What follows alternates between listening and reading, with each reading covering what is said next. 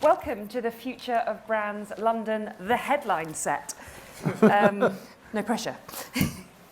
Yes, my name's Katie Reddin-Clancy. I've just done a very exciting project with Rankin all about intersex. And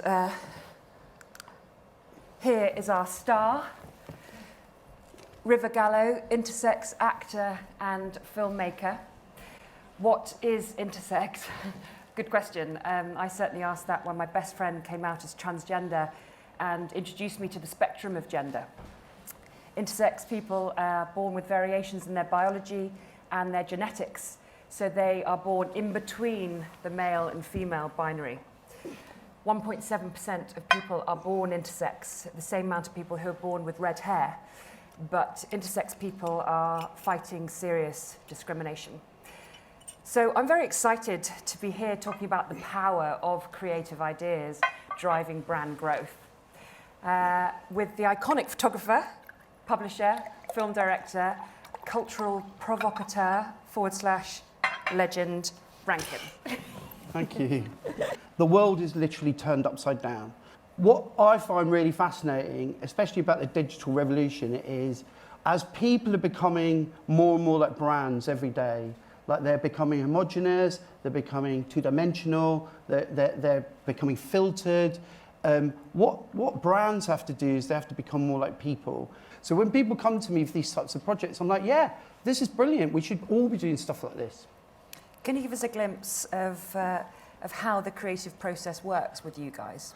In our office, what we try and do is have like a level playing field. So that means that, I mean, it sounds naff, but it means that when a brand comes to us, what we don't want to do is try and be excluding in any way. You talk about telling the truth, and then you did a cool front cover here. Can you tell us a bit more about that? Most brands are scared of Facebook because it's so integral to their sales. Is there a job that's really shaped your career and shaped brand Rankin? When I photographed the Queen, because I'm from Scotland, so we have a natural distrust for royalty. So I was a little bit unsure about whether I should do it, but I did it. And after that, if anybody ever questioned whether I could take their picture, I just said, well, I photographed the Queen. So, you know, Madonna, the Queen. Yeah. Creative ideas aren't just about visual work, are they? I mean, there's creative processes, strategy, thinking. Do you still think there's a place for creative agencies? Yeah, but I think the agencies have to flip. You know, the model's fucked. It doesn't work. When you used to make 3 things a year or 4 things a year, it was fine. Now you have to make 4 things a week, maybe 4 things a day. And if you want to make 4 things a day, you've got to change the way you work. When was the last time you told the truth? About 5 minutes ago. I mean, I've done so many really great. I did an amazing Standard Life campaign on endometriosis. So that was one of the last times I've told the truth in a campaign, and it really is effective. And we also saw this on your gram. Yeah, I just think you need to challenge this stuff. It's like these influencers that have been running your lives for the last, 2 years. It's like they're having a laugh.